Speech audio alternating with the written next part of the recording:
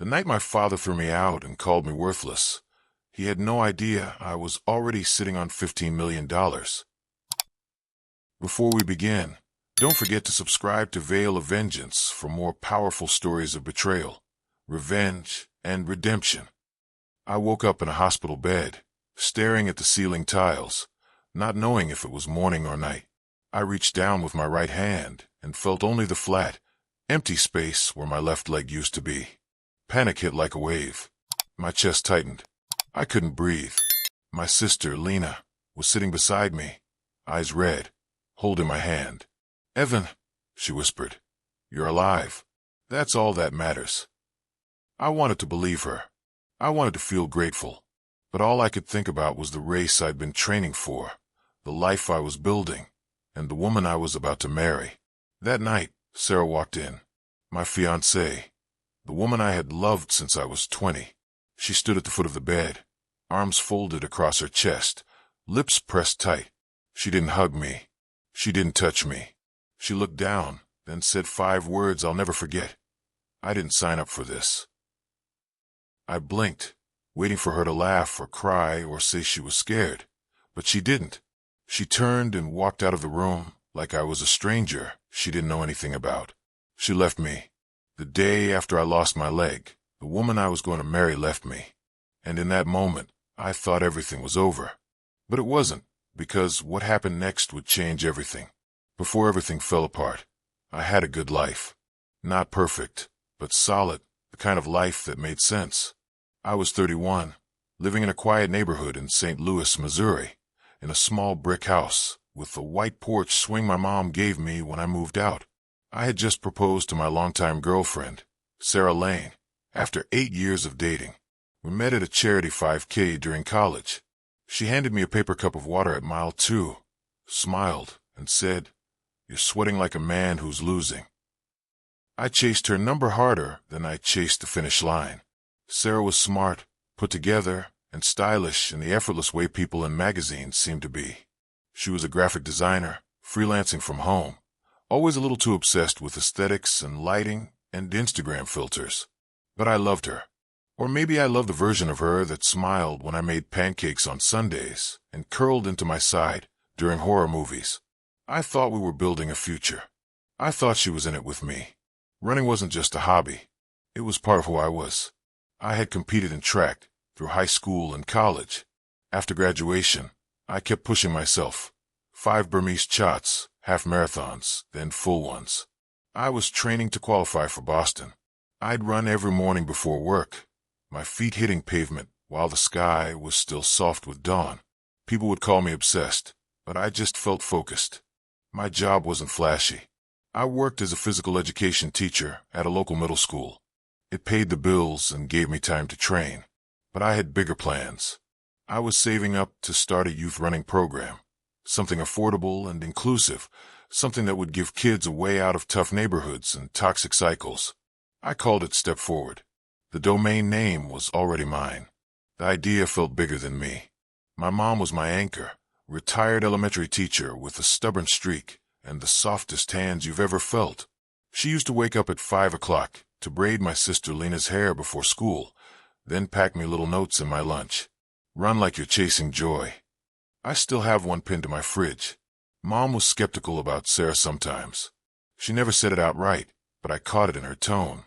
"You're finally settling down, baby," she said the day after I proposed. "Are you sure she's the one?" I laughed and waved her off. "Mom, I've run hundreds of miles. I'd still chase her barefoot." Lena was my little sister by 4 years, a nurse, the kind of person who never asks how you are without already knowing. She'd always been tougher than me in quiet ways, calm in crisis, and razor-sharp in arguments. She and Sarah got along on the surface, but there was a distance neither of them ever closed. Lena called it mutual toleration. I tried not to think too hard about it. Then there was Grandpa Amos, my dad's dad, a retired Marine, wheelchair-bound after a stroke, but still sharper than a rusted nail. He lived across town in a small assisted living center, and I visited him every Saturday without fail. We talked football, boxing, and the old days when men weren't afraid to bleed. He liked Sarah well enough, but I knew he didn't trust anyone who flinched at hard times. Once, while watching a documentary about wounded veterans, he looked at me and said, "Anyone can love you when you're whole, but life doesn't keep you whole. Life breaks you. Find someone who holds the pieces, not runs from them." I told him I already had. My days were full, but not chaotic. I'd wake up at 5 a.m., lace up my shoes, and run 6 miles before sunrise, come back, shower, blend a protein shake, and kiss Sarah goodbye while she sat on the couch with her laptop. I'd teach gym classes until late afternoon, then meet with a local mentor about launching my youth running foundation. Sarah would cook dinner maybe twice a week. The rest of the time, we ordered in or went to a place called Harper's Cafe, where the waitress knew our names and our favorite booth. We weren't flashy. We weren't perfect. But I thought we were real. I thought the proposal sealed that truth. I knelt on the track where we first met, pulled out the ring, and said, "Let's keep running together."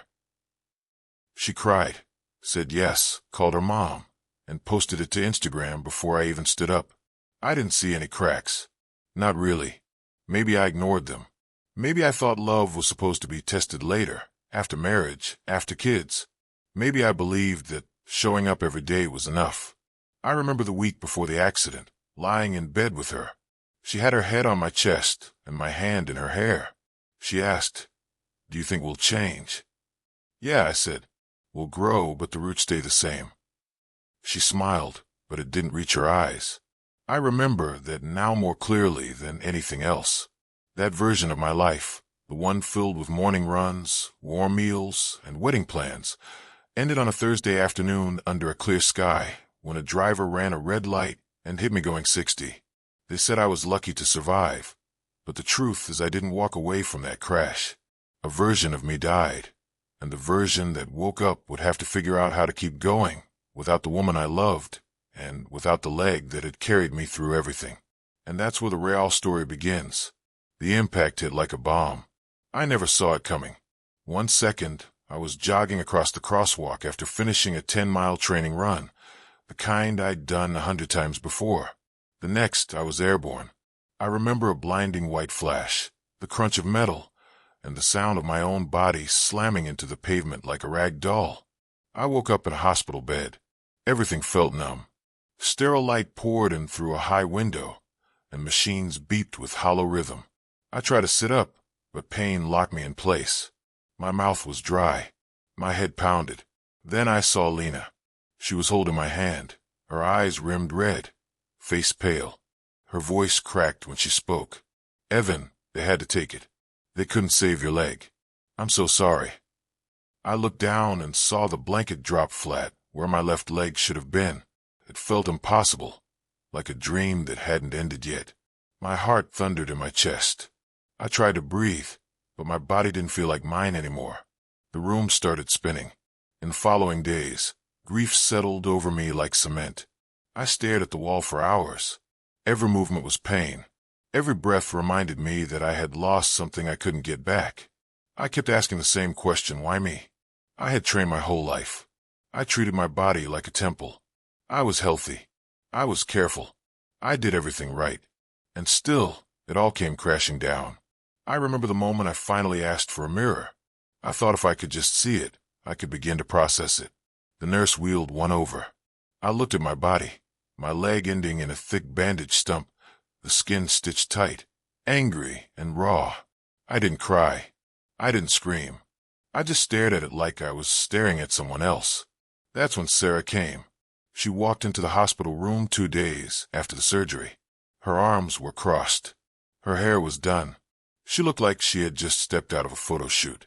I remember thinking how perfect she still looked and how broken I felt in comparison. She stood at the edge of my bed, quiet. I waited for her to come closer, to hold me, to tell me we'd get through it. But she didn't move. "I talked to the doctors," she said. "They said you'll need months of rehab, maybe a year." I nodded slowly, still numb. "Yeah, it's going to be a long road." She looked down. Her eyes didn't meet mine. I didn't sign up for this. At first, I didn't understand. I asked what she meant. Her voice shook, just slightly. "I'm not trying to be cruel. I just..." I can't be part of this. I don't think I'm strong enough to be who you need now. I stared at her, tried to make sense of the words. This was the woman who said yes to marrying me 3 weeks ago.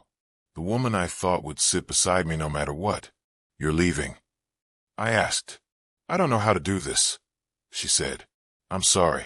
She turned and walked out of the room. No kiss, no promise. Just a quick exit like someone leaving a meeting that ran too long. I didn't call after her. I didn't scream. I lay there in silence, listening to her heels echo down the hall. That sound broke something in me. Lena came in 10 minutes later and found me staring at the ceiling. She took one look at my face and knew. She left, she asked. I nodded. Lena gritted her teeth, sat down hard in the chair, and just held my hand without speaking. That was the thing about her. She never filled silence with fluff. She just stayed when others ran. The next few weeks were a blur of painkillers, physical therapy, and papers to sign. I had to learn how to move again. Getting from a bed to the bathroom was a full workout. I had to relearn how to shower, how to dress, and how to accept help. Everything that used to be second nature became a test of will. Nurses were kind, but I felt stripped of dignity. Once a man who could run 10 miles before breakfast. Now I needed help just getting out of bed. Every night, I stared at the empty space where my legs should be. I couldn't stop replaying Sarah's words. I didn't sign up for this. They looped through my head like a cruel mantra. I had flashbacks to our late-night talks, to the plans we made, and to the way she used to squeeze my hand 3 times in a row to say, I love you, without speaking. All of it felt hollow now. I had been abandoned at my lowest, and there was no sugarcoating that truth. It wasn't that she couldn't handle the injury. It was that she chose not to try. That realization hurt more than the amputation. The worst part wasn't losing my leg. It was realizing that love, the kind I believed was unbreakable, could vanish the second things got hard. And now I had to face recovery not just as an amputee, but as a man completely alone. I spent the next 2 weeks in a haze of pain and silence. There were moments when I forgot I had one leg. I'd reach to stretch, instinctively swing both feet off the bed, and be hit with a wave of pain that forced reality back into focus.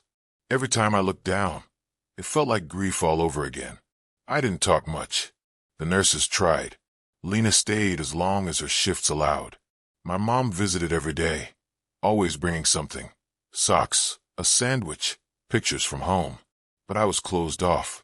Not angry, just empty. One day, I overheard a nurse whisper outside the door. He's not engaging, not even with family. That word stuck with me. Not engaging. Like I had the option to skip this part. Like there was a switch I could flip. What they didn't understand was I wasn't choosing to be distant. I was stuck. I had lost not just a leg, but the life I had trained for, the future I planned, and the person I trusted most. Then came Grandpa Amos. He rolled into the room in his wheelchair like he owned the place. He wasn't big on hugs, but he squeezed my shoulder tight before backing into the corner, parking like he was settling in for a fight. He didn't start with sympathy. He never did. You know what I told myself after I got hit with shrapnel in '67? He said. I told myself, well, this leg's done. I guess I'll walk with the other. Then I spent the next 3 years proving I wasn't finished. I didn't answer. He stared at me until I looked him in the eye. She left, he said. I nodded. He leaned forward, elbows on his knees. Good. She showed you early. A woman who walks out when you're broken would have poisoned you when you were whole. I felt my throat tighten, but I didn't speak. You still got one leg, 2 lungs, a working brain, and a damn heartbeat. What you don't have is an excuse. He left without another word, but something about the way he said it, the weight, the certainty, dug into me deeper than any pep talk could. That night, I couldn't sleep. I sat up in bed and stared at the wall. My mind kept replaying the last time I ran, the wind in my ears, the way my feet slapped the pavement, and how alive I felt. I missed that feeling more than anything. It hit me then. I wasn't mourning my leg. I was mourning movement, momentum, and purpose. I reached for my phone, opened the browser, and typed amputee runners. Within seconds, I found videos of athletes with blades, fast, powerful, and relentless. They looked different, but they ran like fire. One clip showed a man crossing the finish line with tears in his eyes and a blade kicking up dust behind him. That was the moment something broke open in me. I didn't want pity. I didn't want people to hold doors open with sad smiles or tell me I was brave just for standing. I wanted to run again. I wanted to sweat, to fail, to push, to bleed if I had to. But most of all, I wanted to fight for something. I clicked through pages of rehab centers and prosthetic clinics until I found one that specialized in high-performance athletic prosthetics. It wasn't close, and it wasn't cheap, but I didn't care. The next morning, I told Lena, "I want a blade." I said, "I want to run again." She stared at me, tears welling. "Okay," she said, "let's make a plan." I started small, sitting up on my own, learning to balance with crutches, and building core strength. The first time I stood on my right leg and tried to pivot, I fell hard. I bruised my ribs and bloodied my elbow. A nurse tried to help me up. I waved her off. "Again," I said. 3 weeks later, I took my first steps on a temporary prosthetic. It was clunky, stiff, and made everything ache. But I moved. And no one could take that from me. At night, I wrote in a notebook goals, training plans, and names for my foundation. Step Forward stared back at me from the page like a challenge. I called a local nonprofit coordinator from a hospital bed and asked how to register as a 501c3. He sounded surprised. "Usually, people wait until they're better," he said. I smiled without meaning to. This is how I get better. I started documenting my journey. Pictures, notes, little videos of progress. I wasn't trying to go viral. I just wanted to remember how far I came when I started to forget again. People started reaching out. Parents of kids with amputations, veterans, and a former classmate who had lost his hand in a construction accident. They asked questions and shared their stories. Some just said, "Thank you." That was the first time I felt like I was building something again. I hadn't just lost my leg. I had lost direction, and now I was choosing it back. The world hadn't saved me. No one handed me strength, but I had found a way to stand anyway, and I was just getting started. 2 years after the accident, I stood at the starting line of the Chicago Marathon. The crowd was electric.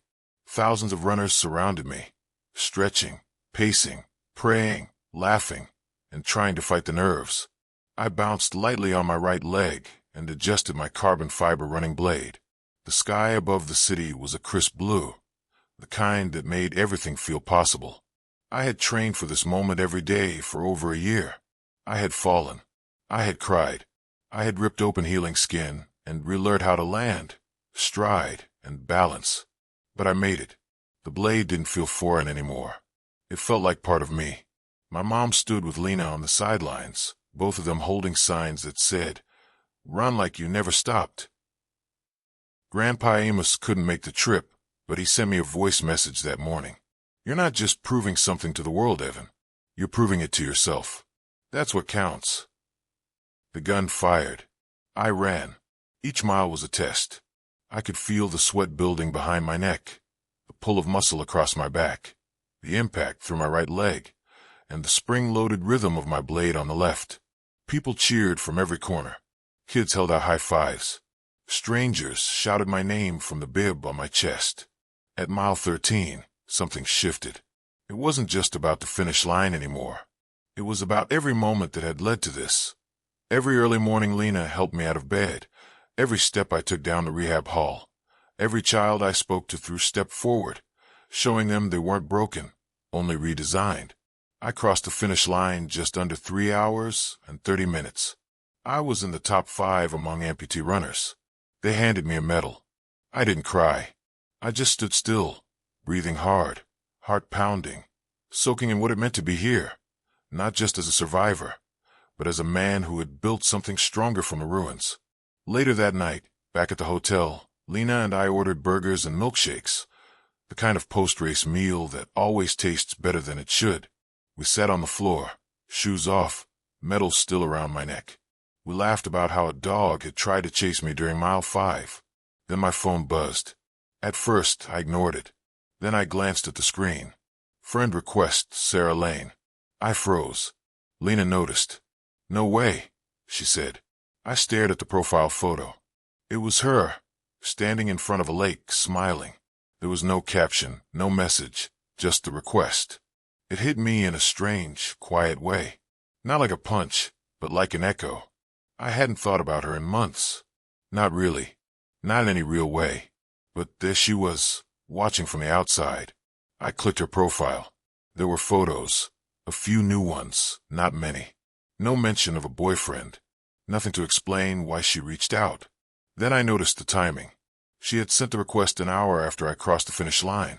Just after a local news station posted a clip of me sprinting to the end. Arms raised. The camera tight on my blade. She had seen it. She had watched me run again.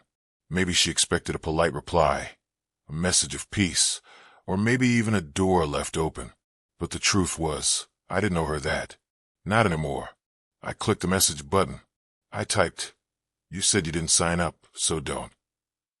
Then I hit send. Then I hit delete request. Then I turned off my phone. Lena leaned her head back against the wall. "Damn, that's cold." "No," I said. "It's honest." I hadn't spent the last 2 years rebuilding myself to become someone for her. I had done it to become someone for me, for the kids in my program, for the people who were told they'd never run again, never dance again, never stand tall again. I did it because I wasn't finished. The next day, I went back to the park near the hotel and met a group of kids from Step Forward who came out with their parents to see the medal. Some of them wore prosthetics, some were in wheelchairs, and all of them were beaming. One boy, maybe 9 years old, tugged at my shirt and asked, "Do you ever get scared people won't like you because of your leg?" I knelt down and said, "Sometimes, but I've learned the right people don't care how many legs you have. They care how far you're willing to go." He nodded like he already knew what that meant.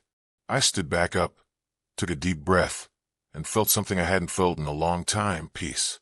Not because I won, not because I proved anyone wrong, but because I had made something out of my pain that meant something to someone else. I wasn't defined by what I lost. I was defined by what I built in its place.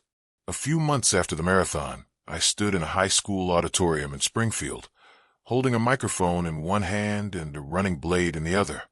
The room was packed with students, parents, coaches, and a few kids in the front row wearing prosthetics of their own. Behind me was a screen showing a clip of the Chicago finish line, my chest rising and falling, arms wide, sweat pouring, and the blade flexing hard into the final stride. I looked at the crowd. "Everyone has something they didn't ask for," I said. A loss, a pain, a moment that broke them. For me, it was the accident. For you, it might be something else. But the truth is this: what you do next matters more than what happened. A boy in the second row raised his hand. He was maybe 12, missing his right arm below the elbow. "Did it ever feel like you weren't worth loving anymore?" he asked. The question hit like a punch to the ribs. I took a breath, stepped forward, and answered honestly. "Yes. After I lost my leg, my fiancée left. She said she didn't sign up for the version of me that needed help, the version that looked different. And for a while, I believed her. I thought I was damaged. I thought no one would ever look at me and see anything but what was missing." I raised the blade into the air. But I was wrong, because this doesn't make me less. It makes me more. The auditorium went quiet. Then someone clapped. Then another. Then the whole room were on their feet. After the talk, parents came up to shake my hand. Kids asked to take photos.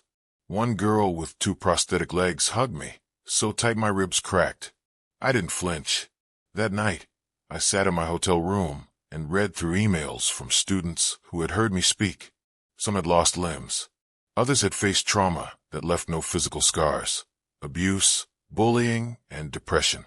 They told me I gave them hope. Hope. That word used to feel like a wish. Now it felt like a responsibility. Step Forward was growing. We had partnerships with schools, grants from local organizations, and volunteers who were showing up every weekend to train kids. We weren't just teaching them to run. We were teaching them how to fight through pain, how to hold on to identity when the world tries to write you off, and how to look in the mirror and not flinch. Sometimes I think about the life I lost, the races I didn't get to run, the wedding that never happened. But then I think about the kids who now believe they have a future because they saw someone like them refuse to quit, and I realized I didn't lose my purpose. I just had to meet it the hard way. One afternoon, I visited my mom. She made grilled cheese and tomato soup, the kind she used to make when I was sick in elementary school. She sat across from me in her kitchen, smiling gently as I told her about the school programs and the kids who had just joined the foundation. She reached across the table and squeezed my hand. "You're doing exactly what you were meant to do," she said. I nodded. I think I had to lose everything first to figure out what actually mattered. She didn't correct me. She just held my hand a little tighter. Later that evening, I went to see Grandpa Amos. He wasn't talking as much these days, but his eyes were sharp.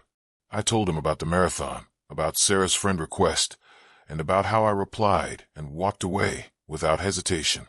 He gave a slow, satisfied nod. "That's the kind of man I raised," he said. Before I left, I stood beside his wheelchair and said something I had never told him. "Back in the hospital, when you said I had no excuse, you were right. I didn't, but I needed someone to remind me." He smiled. The strong just forget who they are sometimes. I walked out feeling like the story had finally come full circle. These days, I still run, not always in marathons. Sometimes, it's just a few laps at the community track with a group of kids, some of them wearing blades, some just chasing the wind. I run beside them and remind them of the same thing I remind myself every day. You're not broken. You're rebuilt. That difference changes everything. I'm not who I was before the accident. I'll never be that version of Evan again, but I'm stronger. I'm more patient. I'm more focused on what actually matters. Sarah was right in one way. She didn't sign up for this version of my life. But I did. And I would again, because out of pain came purpose. Out of abandonment came independence. Out of one leg came the ability to carry more than I ever thought I could. And I'm still running. So, if you've made it this far, thank you. Thank you for listening to my story. Not just the pain, but the rebuild. If you're going through something right now, if you've lost something, someone, or even part of yourself, I want you to remember this. You are not broken. You are not less. You are being rebuilt into something stronger than before. Not everyone will stay. Not everyone will understand. But the right people will show up when the world walks out. And when they do, you'll know who you really are. Fire, thanks for listening. Sparkling Heart, if the story moved you, share it with someone who needs it. Drop a comment with the part that hit you most. And don't forget to subscribe for more powerful stories.